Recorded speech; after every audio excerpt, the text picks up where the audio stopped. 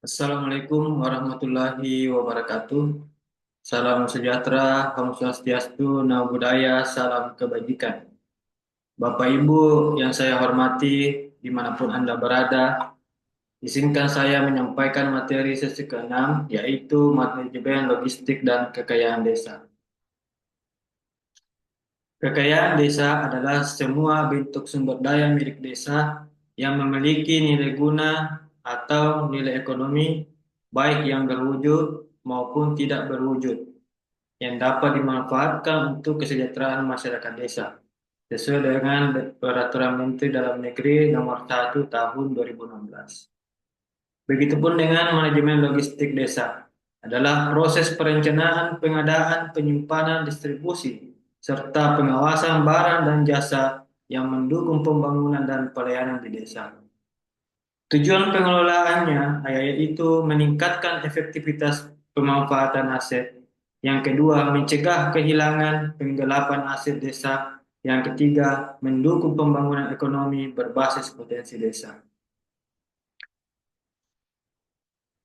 Menurut Public Asset Management Theory yang diprakarsai oleh Hapkes dan Grundig mengemukakan bahwa aset publik harus dikelola secara efisien, transparan, dan berorientasi pada pelayanan masyarakat, bukan sekedar kepemilikan. Ini termasuk sebagai inventarisasi, penilaian, pemeliharaan, dan pemanfaatan.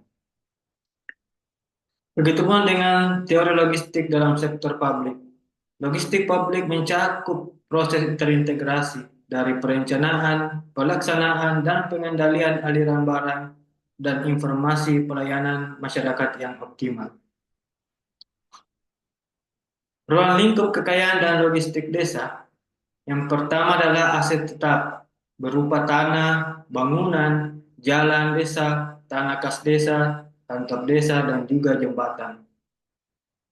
Yang kedua adalah aset bergerak, seperti kendaraan peralatan, sepeda motor dinas, dan traktor bantuan.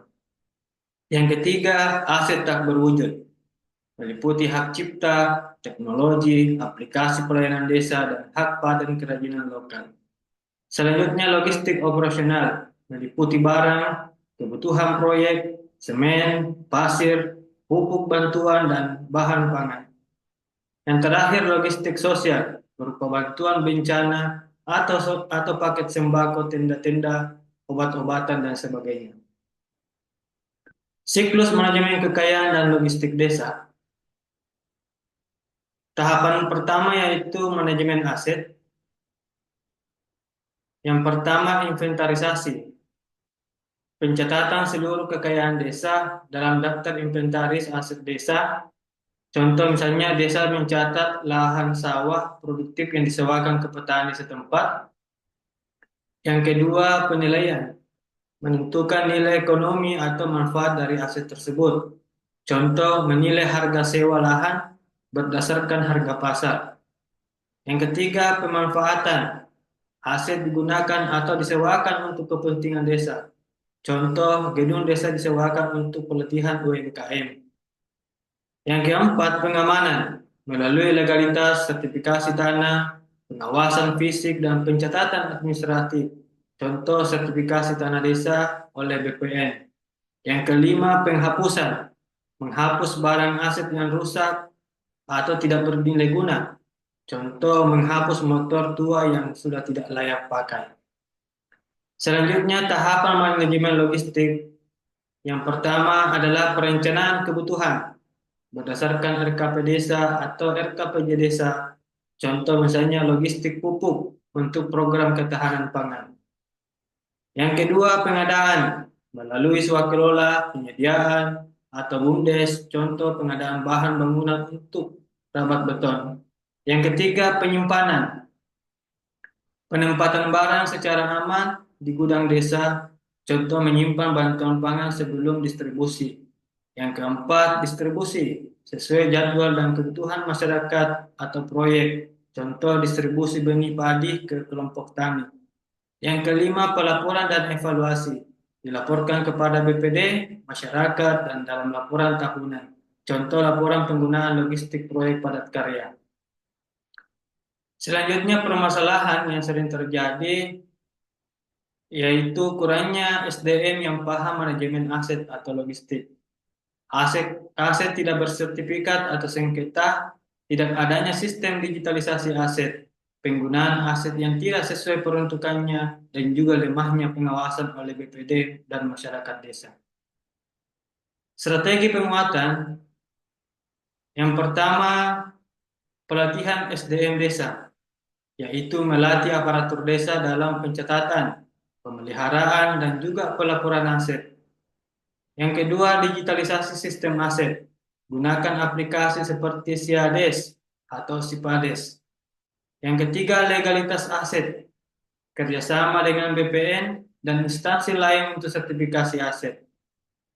Kemudian selanjutnya, kemitraan ekonomi. Aset desa dapat dimanfaatkan oleh BUMDes atau mitra investasi desa. Yang terakhir, audit rutin. Audit desa setiap akhir tahun oleh inspektorat atau auditor independen. Studi kasus contohnya seperti di Desa Ponggok, Klaten, Jawa Tengah, yaitu memanfaatkan sumber mata air desa sebagai tempat wisata Umbul Ponggok, mengelola aset desa berupa tanah dan air menjadi pendapatan desa melalui BUMDes. Aset desa disewakan ke BUMDes dengan sistem kerjasama operasional yang disebut dengan KSO. Kemudian pendapatan desa naik signifikan, PADES mencapai miliaran rupiah. Selanjutnya, contoh logistik bencana di Desa Wani, Donggala, Sulawesi Tengah. Setelah gempa tahun 2018, desa membuat gudang logistik bencana. Logistik disimpan dan dikelola oleh relawan desa tangguh bencana dan kemudian didistribusi dilakukan berdasarkan sistem prioritas yang transparan. Sebagai penutup, pengelolaan kekayaan dan logistik desa yang baik akan memperkuat posisi desa sebagai entitas otonom dan mandiri. Kunci keberhasilannya adalah pada sistem yang tertata, SDM yang kompeten, dan keterlibatan masyarakat secara aktif. Terima kasih. Assalamualaikum warahmatullahi wabarakatuh.